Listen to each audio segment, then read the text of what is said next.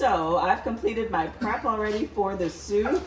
And what I did to prep for the soup was prepare all of my root vegetables, which consisted of Caribbean sweet potatoes and plantains. You can also add cassava or even Irish potatoes. It really just depends on what kind of root vegetables you'd like to use. But my family, we prefer the Caribbean sweet potatoes and the plantains. So those are my root vegetables that I went ahead and boiled them. You don't want to cook them too much, so you prepare them al dente because you don't want them to be too soft and mushy once you add them to the soup. And we won't add those to the soup until we're ready to start the actual soup pot. So I prepared my root vegetables. I've also boiled my meats, which consisted of spare ribs and salt beef. And the salt beef tends to take a little longer to boil. And so in that instance, I actually used my Instant Pot. It's a pressure cooker. That cooked it just a little bit faster than had I boiled it. And so I've got my meat boiled. I've already prepared my root vegetables. And so I'm about to start the actual soup pot at this point. So I've completed my prep already for the soup.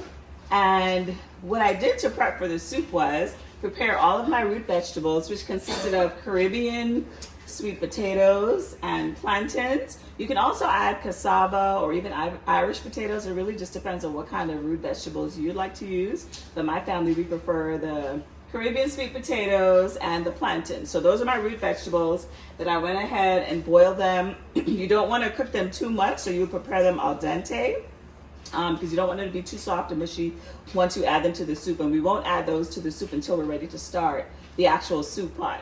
So I prepared my root vegetables. I've also boiled my meats, which consisted of spare ribs and salt beef. And the salt beef tends to take a little longer to boil. And so in that instance, I actually used my Instant Pot. It's a pressure cooker. That cooked it just a little bit faster than had I boiled it. And so I've got my meat boiled. I've already prepared my root vegetables. And so I'm about to start the actual soup pot at this point. Okay, so now that we have prepped for the soup, we're gonna go ahead and start sauteing our herbs and our spices and our sauces to prepare the actual soup pot. And so I'm gonna start by adding my onions and celery.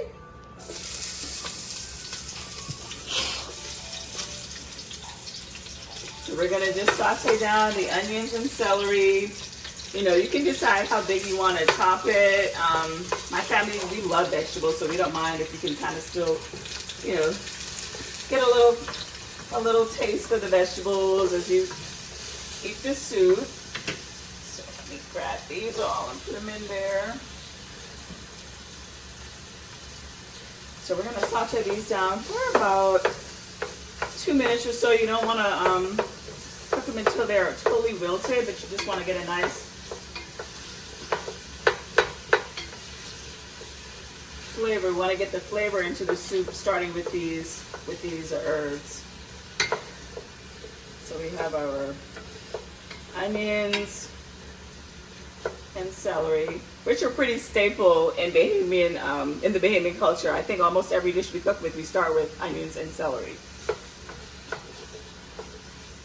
So we let those saute down for a bit, and what I'll do to add to it as it sautés is I'm going to go ahead and add tomato paste. Tomato paste is also something that we use in a lot of our dishes, but we're going to add our tomato paste. And so I'm going to put a good bit in here since we've got this big pot of soup. It kind of gives our gravy a nice little flavor, the base of our gravy for the soup.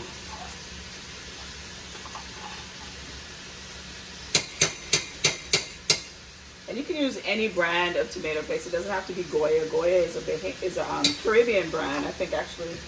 But use any brand of tomato paste, and then we're gonna just go ahead and saute these.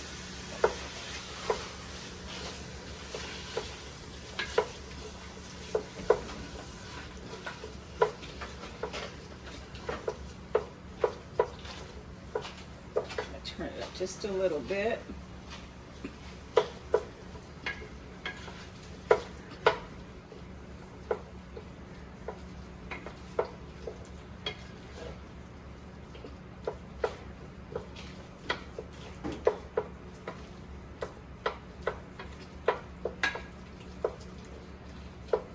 Like I said, you don't want to overcook them, but the heat is allowing the, you know, juices to come out and kind of flavor your pot.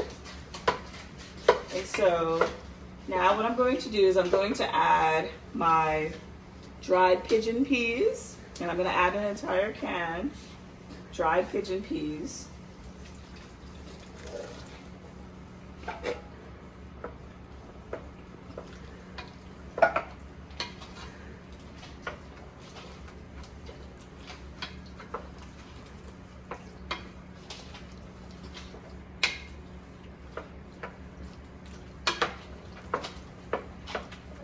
And so what I typically do is use fresh thyme, but if you don't have fresh thyme available, then of course you can use just your store-bought thyme, just the regular seasoning. And so I'm going to go ahead and add just a little ground thyme, just to give it a nice little flavor. The fresh thyme is actually ideal,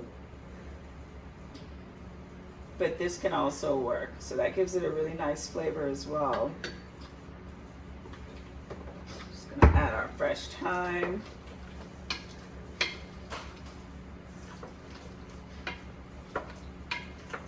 So this is just getting the base of our soup prepped. And now what I'm going to do is I'm going to add about 2 tablespoons of browning sauce.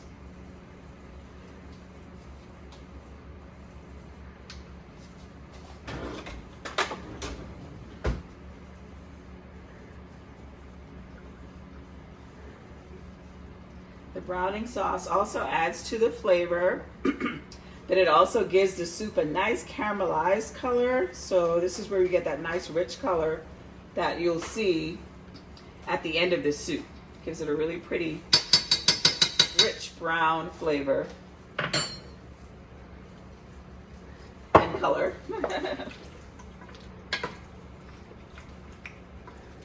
And so I know you're saying, well, when is the broth or the water going to be added? But what I'm going to do is I'm going to add the root vegetables, and so the broth that's left from the root vegetables, and also the broth that's left from when I boil the meats, we're going to actually add that into the soup so that we can maintain all of those flavors within this soup.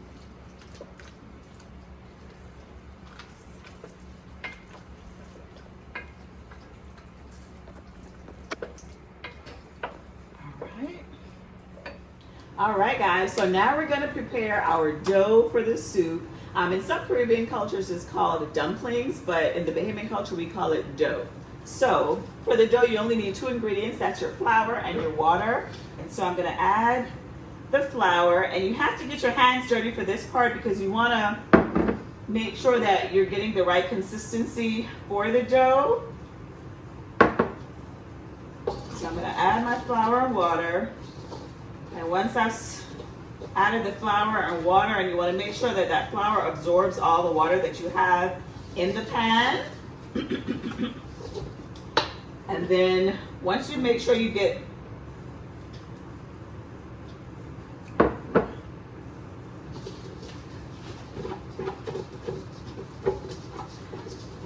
a decent consistency, then you're going to sprinkle the board. And you're going to take this dough out and you're going to knead it. So I'm going to go ahead and sprinkle some flour on the board. And I'm going to go ahead and take the dough out and I'm going to go ahead and start kneading it. Go ahead and add all of it. So I'll go ahead and start kneading the dough. And so you're going to knead it and you're going to just fold it over just to make sure that you get a smooth, even consistency. And as you start to knead it, you'll see it get smoother and smoother. You'll see more of the lines going out. Just add a little more flour. You want to add flour to the board so that your dough doesn't stick to the board. And so this is basically how you're going to get your dough. You're just going to keep kneading it, folding it over until you get a smooth consistency. And once you finish kneading that dough, then what you can do is start to divide it up into different pieces.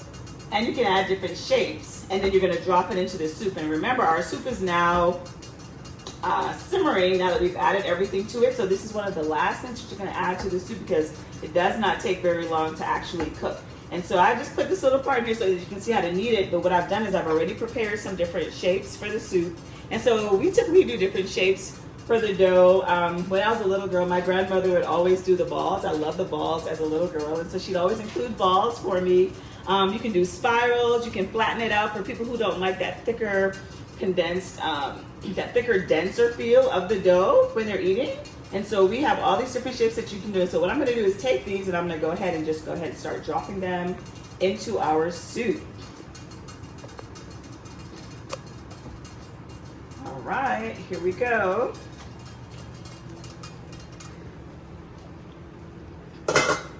You're gonna just drop them into the soup. And as you can see, everything is starting to just simmer and blend together well. You just drop it into the soup. And this will be your last step. And we're gonna just let everything simmer and cook some more for maybe another 20 minutes or so. And then we're gonna come back and look and see what it looks like in the end. Okay, so we've added everything into our soup. We've dropped our dough in just as it was getting ready to finish cooking. I did check back at about 20 minutes and the dough was not completely cooked. And so I'm looking at it now and it's absolutely perfect. And it's been about 40 minutes. If you look at the dough, you'll see the smooth texture of the dough, and that's how you know that it's ready. And so you just want to make sure that you cook it until that dough is completed. But you see here that we've got our ribs, we've got our spare ribs, we've got our salt beef, we've got our plantains, we've got our sweet potatoes, all the vegetables, all the dough, and it has a delicious gravy. Now, what you can do at this point is you can season it to taste with a little salt and pepper. But before you add your salt, make sure that you taste the soup first, because one of our meats, the salt beef, is cured in salt. And so remember, we've added the broth when we boiled that.